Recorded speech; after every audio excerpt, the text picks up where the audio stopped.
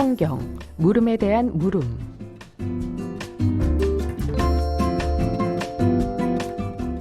이 코너는 가톨릭 신자들이 신앙생활을 하며 느꼈던 성서적인 물음에 대해서 살펴보고 다시 한번 신자들에게 새로운 신앙적 물음을 던짐으로써 묵상해보는 시간입니다. 신자들의 신앙 길잡이가 되주실 사목국 부국장 정규현 시몬 신부님과 함께합니다. 신부님 어서 오세요. 네, 안녕하십니까. 반갑습니다. 네, 신부님 어떻게 한 주간 잘 지내셨나요? 한 주간 잘 보냈죠. 근데 전 지금 굉장히 졸려 죽겠네요. 졸리다고요? 네. 오늘 네. 4월 첫날인데 3월 사순식이 잘 보내셨는지 모르겠고요. 4월도 부활까지 잘 준비하셔서 기쁜 부활 맞이하셨으면 좋겠다 싶습니다. 네. 사람들이 방송을 2주 쉰지 알더라고요. 아, 지난주도 유튜브 방송이 없었어서 네. 라디오라만 했잖아요. 그래서 네. 2주 쉰지 알더라고요. 사실 듣는 분들이 많지 않다라는 것을 제가 알고 있긴 한데 그래도 그 2주 쉬었다고 사람들이 생각하고 있는 게 유튜브로 보는 사람들이 더 많은가 보다 이런 생각이 좀 들더라고요. 그렇군요. 어, 네, 아닙니다, 신부님. 저희 정말로 이 듣는 분들이 적다고 생각하실지 모르겠지만 굉장히 팬이 많은 것 같습니다. 네, 그래서 팬은 중요한 게 아니에요. 그런가요? 네, 사람들이 성경에 네. 대해서 조금 더 관심 갖고 찾아보고 그리고 성경을 다양한 시선에서 해석하는 그런 관점들을 보기 위한 노력들이 네. 좀 많았으면 좋겠다 싶은 생각을 가질 뿐이죠. 네. 뭐 이 방송을 뭐 많이 듣고 적게 듣고가 중요한 게 아니라 성경에 관련된 이야기들을 다양하게 들으려는 노력들이 사람들이 좀 있었으면 좋겠다 싶은 생각을 좀 갖는 거죠. 네. 네. 그렇군요. 네, 이 시간 청취자분의 물음을 성서적으로 함께 풀어볼 텐데요. 이 청취자 한 분이 유튜브 댓글로 성경에 고해성사 관련한 구절이 나오는 부분이 있나요? 이 가톨릭 교회에서는 언제부터 고해성사를 하게 됐나요? 궁금해요, 신부님. 이렇게 고해성사에 대한 성경의 근거와 고해성사의 역사에 대해서 묻는 질문을 남겨주셨는데요. 예, 항상 그렇긴 하지만 오늘 유난히 답하기가 어려운 질문인 것 같아요. 어떠세요, 신부님? 아니요, 어렵진 않아요. 어려운 질문이라기보다는 어떻게 그 설명을 드려야 이 그 성경에 나와 있는 고해성사의 근거에 대해서 보면서 함께 그 성경을 해석하는 관점에 대해서 그 생각해 볼 수 있을까라는 것 때문에 어떤 방식으로 말씀을 드려야 되나라는 생각을 좀 했어요. 네. 이게 2주간 묵혀져 있었잖아요. 네. 네, 지난주에도 좀 생각을 하다가 그리고 또 한 주 또 이번 주에도 좀 생각을 해봤는데 진짜 좋은 질문입니다. 그러니까 네. 우리가 고해성사라는 것을 타 그리스도교 교파에서는 어떻게 신부가 사람이 가지고 있는 죄를 사한다는 이야기를 마치 하느님인 것처럼 할 수 있는가라는 것에 대해 문제 제기를 하고 네. 성경의 우리 교회에서 가지고 있는 성경 해석의 관점에서 고해성사의 근거로 제시하는 그 성경 구절들을 다른 방식으로 해석을 하는 모습들을 볼 수가 있어요. 그래서 네. 다양한 성경 해석의 관점까지 함께 들여다볼 수 있는 그런 좋은 질문이라고 볼 수가 있습니다. 특별히 네. 지금 사순시기를 보내고 있는데 우리가 사순시기나 대림시기에는 고해성사를 볼 수 있도록 한국교회는 초대를 하고 있지요. 때문에 굉장히 좋은 질문을 해주셨다라고 할 수 있고요. 네. 이에 대한 답을 조금 드리자면 고해성사에 대한 성경의 근거는 명확합니다. 교회에서 가르치는 성사로서 고해라는 행위는 다른 성사들처럼 성경에서 그 근거를 찾고 있지요. 네. 어떤 내용들일까요, 신부님? 성경 우리가 칠성사라고 부르는 성사들은 모두 성경적인 근거를 가지고 있고요. 단지 해석의 관점 안에서 조금 복잡하게 해석을 해야만 하는 것은 현진성사만 있을 뿐이고요. 나머지는 명백하게 성경적인 근거를 가지고 있다라고 말씀을 드릴 수가 있고요. 네. 기본적으로 우리가 성경 안에서 신약성경 안에서 고해에 대한 고해성사의 근원을 볼 수 있는 것은 예수님의 말씀 대표적인 것 두 가지입니다. 물론 인간의 죄에 대한 죄로 기우는 경향에 대한 인간의 나약함에 대한 이야기와 그리고 예수님의 죄의 용서에 대한 이야기는 굉장히 다양하고 많이 볼 수 있어요. 그런데 네. 교회에 맡겨진 성사로서의 죄를 용서하는 권한 그리고 교회에 맡겨진 예수님의 일을 해나가는 그 성사성에 관련된 이야기로 고해성사를 설명할 수 있는 대표적인 말씀은 두 가지라고 볼 수가 있다는 것이지요. 네. 첫 번째는 마테오복음서의 말씀으로 베드로의 고백에 대해서 예수님께서 이렇게 말씀을 하십니다. 그러니까 베드로가 스승님은 살아계신 하나님의 아들 그리스도이십니다 라고 고백을 하지요. 사람들이 나를 누구라고 하느냐라는 질문에 베드로가 그렇게 대답을 합니다. 그러자 예수님께서 이렇게 이야기를 하시지요. 시몬 바르요나야, 너는 행복하다. 살과 피가 아니라 하늘에 계신 내 아버지께서 그것을 너에게 알려주셨기 때문이다. 나 또한 너에게 말한다. 너는 베드로이다. 내가 이 반석 위에 교회를 세울 터인즉 저승의 세력도 그것을 이기지 못할 것이다.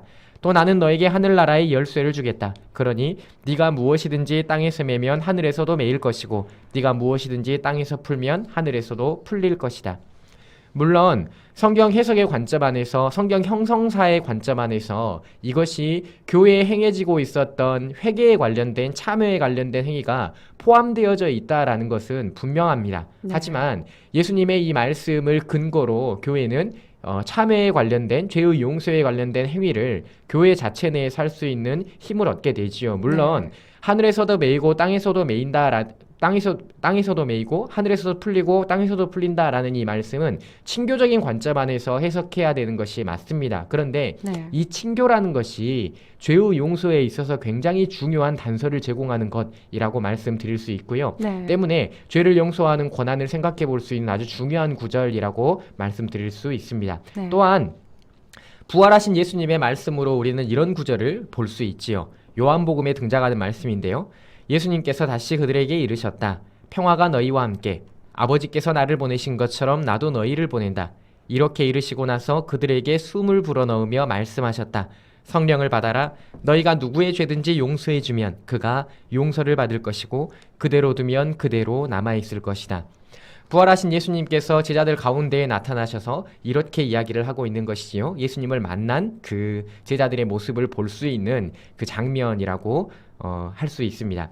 네. 어쨌든 이것은, 이러한 구절들은 하느님께서 죄를 용서하신다라는 성경의 기본적인 관점을 해치는 것이 아닙니다. 네. 교회가 해석하는 죄를 용서하는 권한이라는 것은 고해성사를 통해서 예수님께서 죄를 용서하시는 권한이 사람에게, 아들에게 있음을 계속해서 성경 안에 보여주고 있었고, 이것을 토대로 교회에 위임된 하느님께서 죄를 용서하신다라는 것을 보여주는, 드러내는 그런 행위라고 말씀드릴 수 있는 것이지요. 네. 가톨릭 교회에서 죄를 뭐라고 하는지 아십니까?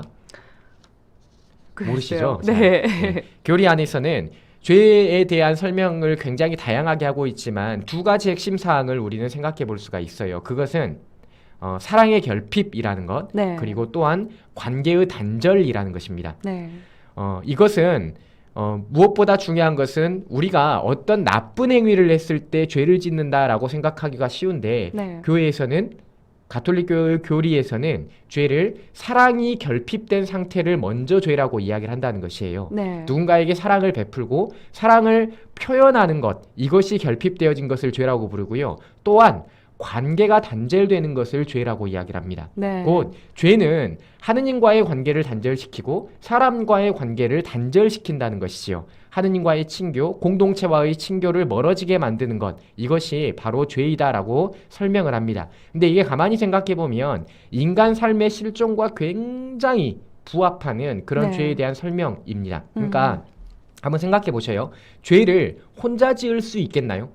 죄는 일반적으로 혼자 짓는다라고 할 수가 없어요. 그렇죠. 죄는 언제나 관계 안에서 드러납니다. 물론 우리는 생각 안에서, 마음 안에서 악한 것들이 배어져 나오게 되고, 네. 이것들을 내 스스로 내가 죄를 지었다, 내가 죄인이다, 나는 죄스러운 사람이다, 난 나약한 인간이고 나는 정말로 부족한 사람이다 라고 성찰할 수 있어요. 그런데 네. 이것은 개인적인 자신에 대한 판단일 뿐이지요. 네. 죄라고 말할 수 있는 것은 언제나 관계 안에서 드러나는 것이라고 네. 볼 수 있다는 것이지요.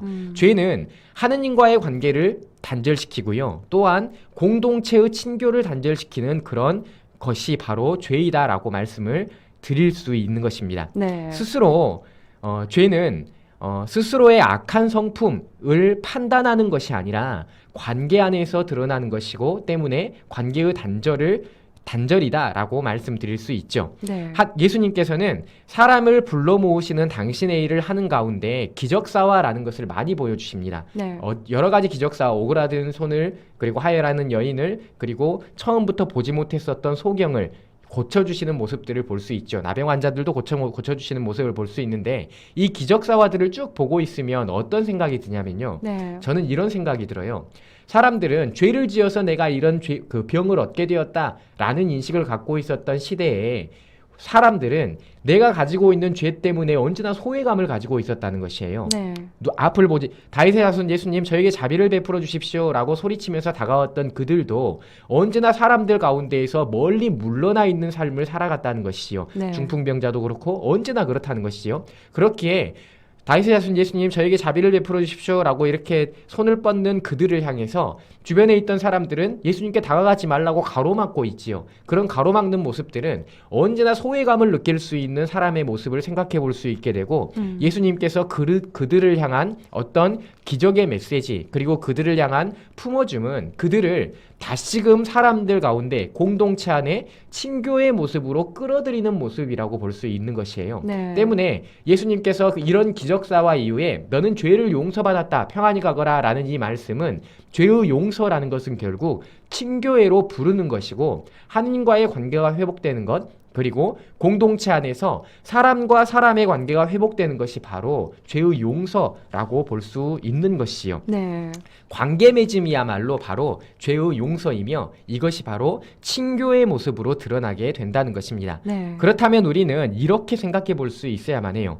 베드로에게 주신 메고 푸는 권한은 교회에 이어지고 있고 하늘나라의 열쇠를 맡기신 베드로로부터 교황님을 비롯해 교회에 위임된 권한이라고 생각해 볼 수 있으며 네. 하느님과의 공동체의 친교로 모아드리고자 하시는 그 예수님의 의도였다는 것을 우리는 생각할 수 있어야만 하지요. 네. 부활하신 예수님께서 제자들에게 남기신 말씀도 역시 마찬가지입니다. 죄를 용서하는 권한을 성령의 이름으로 주시고 있다라는 것은 결국 하느님의 친교로 사람들을 초대할 수 있도록 하는 것을 말하는 것이고요. 이게 예수님께서 행하셨던 죄를 용서하시는 그 권한을 교회에 위임하고 있으며 교회는 예수님의 이름으로 성령의 이름으로 하느님의 이름으로 이 죄를 용서하고 사람들을 공동체의 친교 안으로 불러 모으는 역할을 하고 있다라고 말씀드릴 수 있습니다. 네. 이 죄는 관계의 단절이고 이 죄의 용서는 다시금 관계를 맺게 해주는 친교라는 관점에서 이 고해성사를 바라본다면요. 이 다소 고해성사를 어렵게만 생각했던 그런 일부 신자들의 그 마음들이 조금은 달라지지 않을까 싶은데요. 네, 그런데 어떤 이들은 죄의 용서는 주님의 영역이 아니냐라고 말하는 사람들도 있습니다. 여기에 관해서도 이야기를 좀 해주시겠어요, 신부님? 네. 이 사실 이 고해성사라는 것이 많은 그리스도 교파들에서 문제시하는 게 신부에게 죄를 고백하는 그 형식입니다. 사제에게 죄를 고백하고 죄의 용서에 대해 교회의 이름으로 선포받는 이런 형식을 문제시하죠. 어떻게 사람이 사람의 죄를 듣고 교회의 이름으로 죄를 용서하냐라는 것이에요. 네. 근데 이게 성경 해석의 관점에서 생각해 보면 굉장히 단순한 이야기입니다. 사실 많은 그리스도 교파들이 오로지 우리가 하느님의 은총으로 용서를 받는다라고 생각을 해요. 네. 하느님이 자비하시기 때문에 하느님은 인간의 모든 죄를 용서하시고 그렇기 때문에 우리는 구원받을 자격이 있다. 나는 구원받았다라고 이야기를 한다는 것이죠. 네. 그렇게 보면 이렇게 볼 수가 있어요. 그런 식으로 보면 예수님께서 죄를 용서하는 권한을 맡기신 것을 그들은 어떤 방식으로 해석하고 있는 것이냐라고 생각을 해보면 네. 이런 거예요. 내가 죄를 지었을 때 나는 하느님의 자비를 믿고 하느님께서 죄를 용서하실 것이다 라고 생각을 하고 하느님의 은총으로서 나는 용서를 받았다라고 생각을 하며 나는 구원받았다라고 이야기를 하는 것은 네. 자기의 죄를 자기 스스로가 용서하고 있는 것이에요. 네. 내가 내 스스로의 죄를 용서하고 있다라고 생각할 수 있다는 것이죠. 그런데 교회의 고해성사의 관점은 사제가 용서를 하는 것이 아닙니다. 신부가 그 이야기를 듣지만 공동체의 공적인 대표로서 집전자로서 주례자로서 그 죄를 듣고 있지만 교회의 이름으로 성사의 이름으로 그의 죄를 용서한다라고 이야기를 하고 있다는 것이에요. 네. 이게 무슨 말이냐면 신부가 용서를 하는 것이 아니라 교회가 용서를 한다는 것입니다. 네. 그러니까 공동체적인 관점 안에서 그를 용서하고 있다라고 생각하시면 되는 것이지요. 네, 그렇군요. 공동체가 용서하는 것과 내가 내 죄를 용서하는 것, 이것 가운데에서 예수님께서 말하신 하느님 나라 공동체는 어떤 것일까라는 것을 우리는 생각해 봐야 한다는 것이죠. 네. 성경에서 나와 있는 교회에 위임된 권한이라는 것은 사제에게 죄를 고백하는 그런 형식을 가지고 있음에도 불구하고 네. 교회에 위임된 권한으로서 하느님의 이름으로 그리스도의 이름으로 죄를 용서하고 있는 것이다 라고 우리는 생각해 봐야만 하는 것이고 네.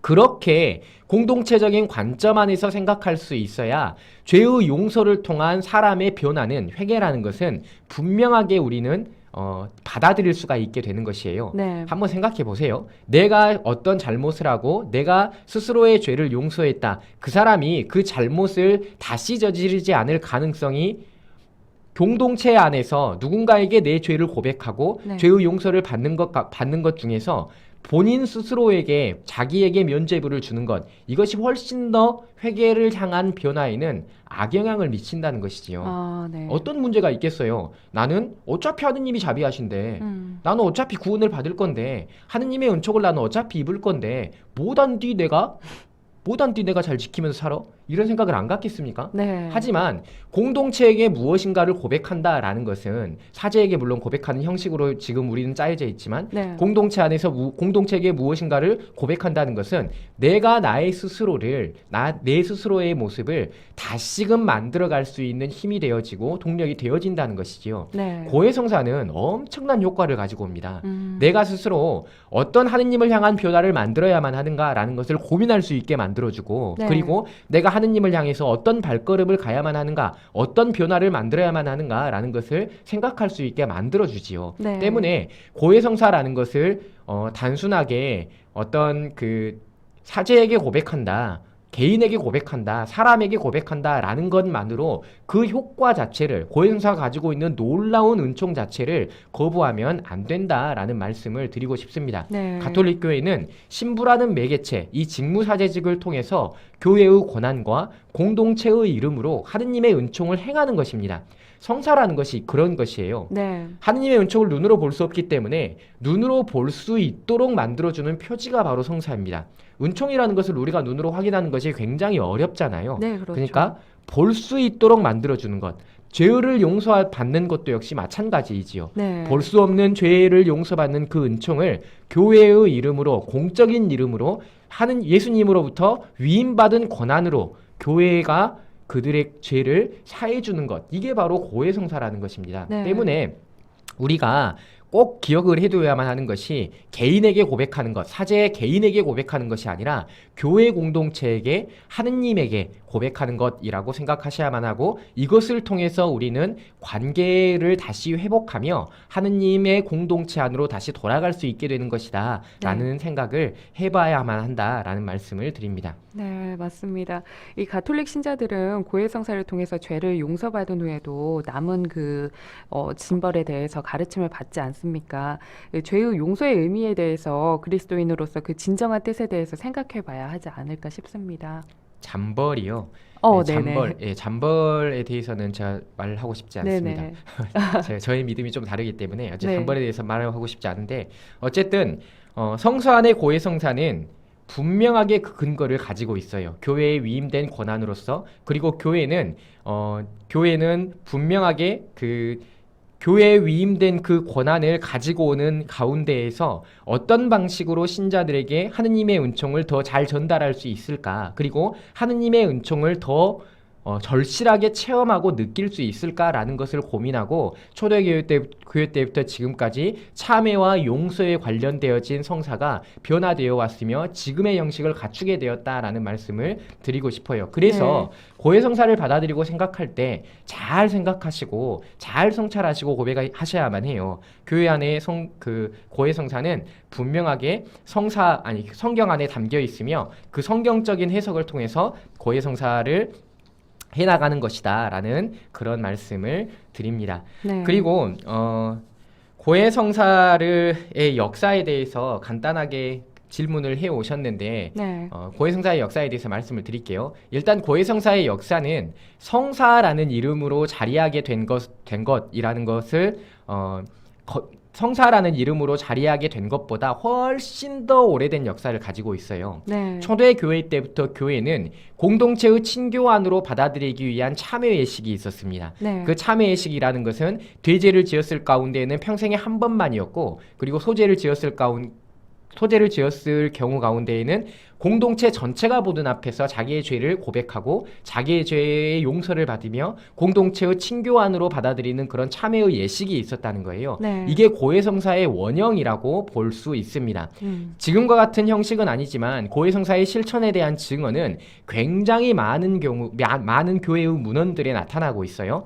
로마의 클레멘스나 안티오키아의 이냐시오나 그리고 단편적으로 이분들의 저서들에서 발견되고 3세기의 테르툴리아누스, 치프리아누스, 오리게네스 등의 문헌에서도 역시 증언되고 있습니다. 이 문헌들에 나와 있는 참회에 관련된 기록들을 제가 모두 확인해 보지는 못했지만 네. 일반적으로 공동체의 상호 권고 그리고 기도, 죄의 기회를 피하게 만드는 방식 등 그리고 중재인을 공동체로부터 멀어지게 만드는 그런 규정까지 법적인 규정까지 굉장히 많이 설명되고 있다고 합니다. 4세기에 들어서 공의회에서 참회 규율이 규정되게 되었고 기도와 단식, 자선행위 등으로 죄 사함을 받는 고해성사의 기원을 볼 수 있다라고 생각해 보면 되고요. 네. 가톨릭의 역사가들은 그래서 고해성사의 원형이 초세기 교회에서부터 진행되고 있었다라고 주장하고 있습니다. 네. 그리고 참회의 실천은 굉장히 공개적이었고 법적인 형식을 취하고 있었고요. 지금과 같은 형태는 아니었던 것이지요. 공개적인 자리에서 사람들에게 자기의 죄를 고백하는 형식, 그래서 법적인 형태를 가지고 있었고 매우 공개적인 형태를 가지고 있었다라고 말씀을 드릴 수가 있고요. 네. 이렇게 공개적인 형태로 하던 것이 6세기 이후에 수도회들 안에서 개인적인 참회의 형태로 바뀌어지게 됩니다. 네. 그 수도회 안에서 본인들이 가지고 있는 내적인 상태와 내적인 모습들에 대해서 서로 간에 고백을 하게 되고 이 개인적인 내적인 그런 형태로 6세기부터 변화가 되어지게 된다는 것이죠. 그렇다고 공개적인 참회의 형식이 없어졌다는 것은 아니에요. 있었지만 내적인 형태로 수도회부터 시작을 했고 이것들이 계속해서 비밀 참회의 형식으로 남아 있었으며 13세기에 이르게 되었을 때 공개적인 이런 참회의 형식은 없어지고 개인적인 참회의 형식만 남아있게 되었다라고 합니다. 그래서 개인적인 고백의 형태는 13세기부터 시작되었다. 완전하게 네. 이게 이제 비밀 참회 그리고 비밀 고해의 그 모태가 되어지게 됩니다. 네. 그리고 제4차 라테란 공의회에서는 교서를 반포해서 신자들이 적어도 1년에 한 번 고해성사와 영성체를 해야 된다라는 의무를 부과하게 됩니다. 네. 보편교회법안에는 적어도 1년에 한 번 신자들이 고해성사를 할 수 있도록 초대해요. 영성체를 마찬가지로 적어도 1년에 한 번 할 수 있도록 하고요. 한국교회 안에서는 판공성사, 그러니까 공로를 판단한다라는 형식으로 1년에 2번 할 수 있도록 초대하고 있지요. 그런데 네. 보편교회법안에는 적어도 1년에 한 번은 고해성사를 해야만 한다라고 이야기를 합니다. 네, 맞습니다. 지금이 딱 각 본당에서 판공성사를 진행하는 시기이기도 하죠. 아마 그래서 청취자분들께서도 고해성사에 대한 질문을 남겨주시지 않았나 싶기도 합니다. 네, 여러분은 지금 향기로운 오후 주님과 함께 성서적인 물음을 정규현 신부님과 함께 풀어보고 또 묵상해보는 성경 물음에 대한 물음을 함께하고 계십니다. 네, 오늘은 고해성사에 관한 내용을 살펴보고 있는데요. 네, 이 고해성사의 역사 계속 이어서 말씀해 주실까요? 네, 종교개혁이 한창이던 1545년도 트리엔트 공의회에서는 고해성사에 관련된 분명한 교의를 천명하고요. 네. 고해성사는 그리스도에 의해서 설정되었다라는 것과 다른 성사들처럼 그 구성과 유효성에 대해 관련된 신학들이 형성이 됩니다. 그러니까 지금의 형식이 트리엔트 공의회 때 마련되었다라고 생각해도 된다는 것이지요. 네. 그리고 제2차 바티칸 공의회까지 고해성사에 관련된 것은 신자들의 영성 생활과 영적인 생활 그리고 하느님의 은총을 알아보는 관점 안에서 성사적인 관점 안에서 계속해서 중요하게 다루게 되지요. 네. 교회의 역사와 고해성사라는 것은 그 맥을 같이 하고 있고요. 어떻게 더 하느님의 은총을 예수님께서 보여주셨던 죄를 용서하시는 그 모습을 교회 안에서 실현할 수 있을까? 그리고 교회의 예수님께서 맡기신 죄의 용서에 대한 권한을 교회가 어떻게 유지하고 사람들에게 드러낼 수 있을까라는 고민들로 지금의 형식이 갖추어지게 되었다라고 말씀을 드릴 수가 있습니다. 네. 고해성사에 관련된 교의는 굉장히 많지요. 신자들의 6가지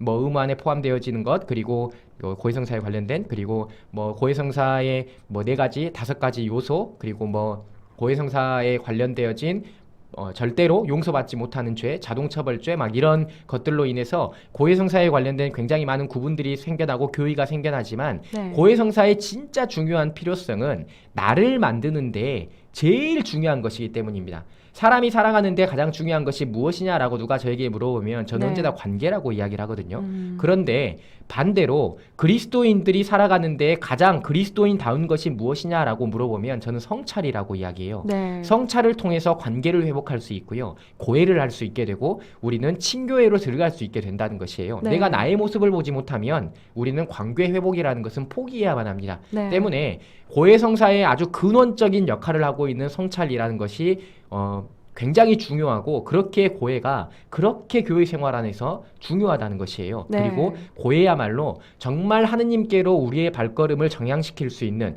우리의 마음을 하느님께로 돌릴 수 있는 그 회개를 만들어가는 가장 중요한 성사이다라고 저는 말씀을 드리고 싶습니다. 네.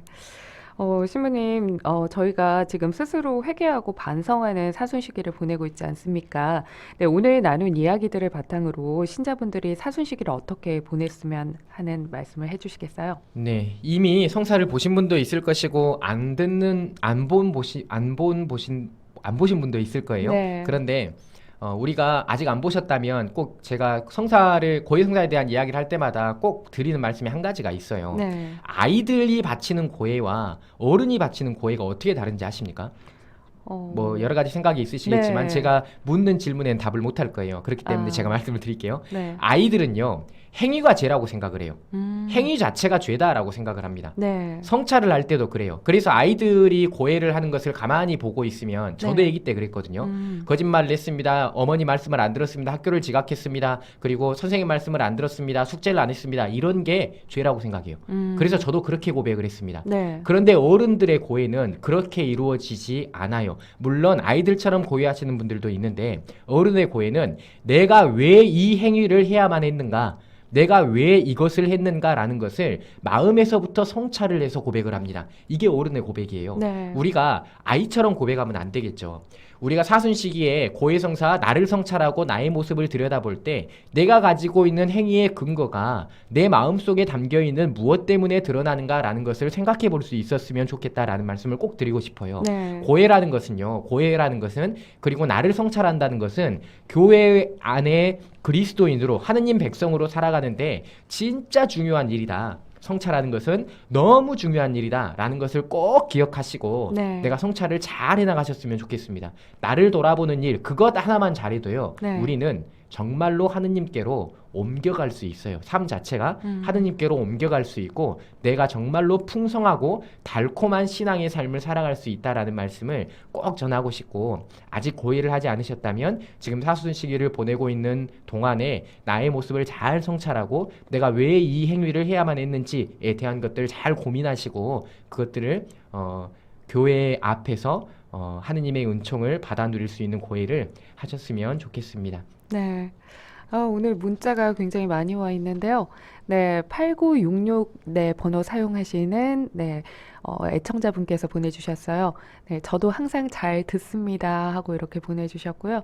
또 4978 번호 사용하시는 애청자님이 평화를 빕니다. 네, 오랜만에 문자 보냅니다. 바쁘게 보낸 시간에도 평화방송 주파수는 맞춰져 있습니다. 네, 신부님 속속 마음에 와닿는 말씀 좋아요.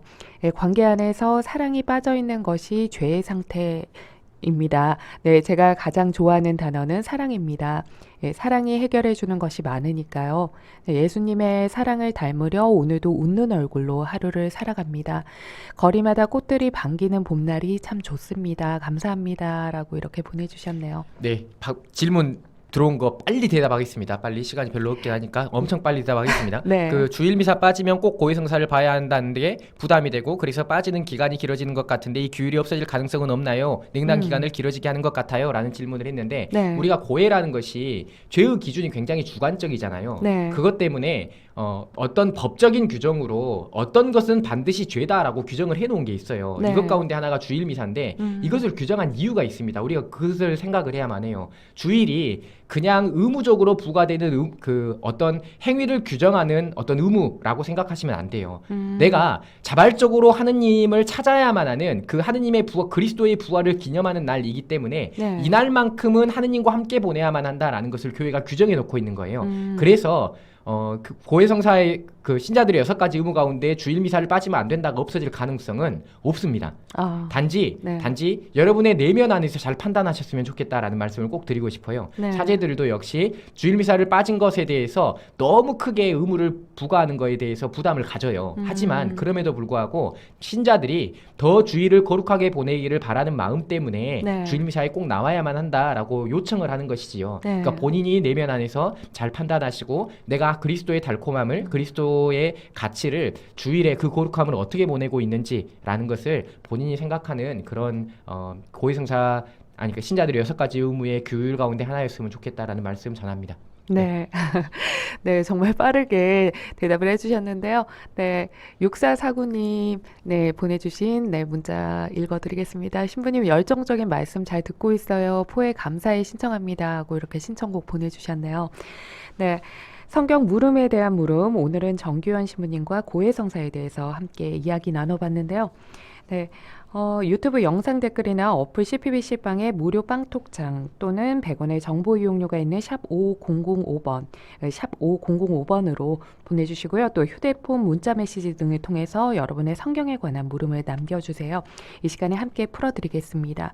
그리고 광주 가톨릭 평화방송 유튜브 채널에 들어가셔서 구독과 알림 설정을 해주시면 좀 더 편하게 보이는 라디오와 함께 만나볼 수 있으니까요. 네, 구독 버튼 꼭 한번 눌러주시는 센스 부탁드립니다. 네, 정규현 신부님과는 아쉽지만 여기서 인사 나눠야 할 것 같아요. 오늘도 좋은 말씀 감사합니다. 다음 주에 뵙겠습니다, 신부님. 감사합니다.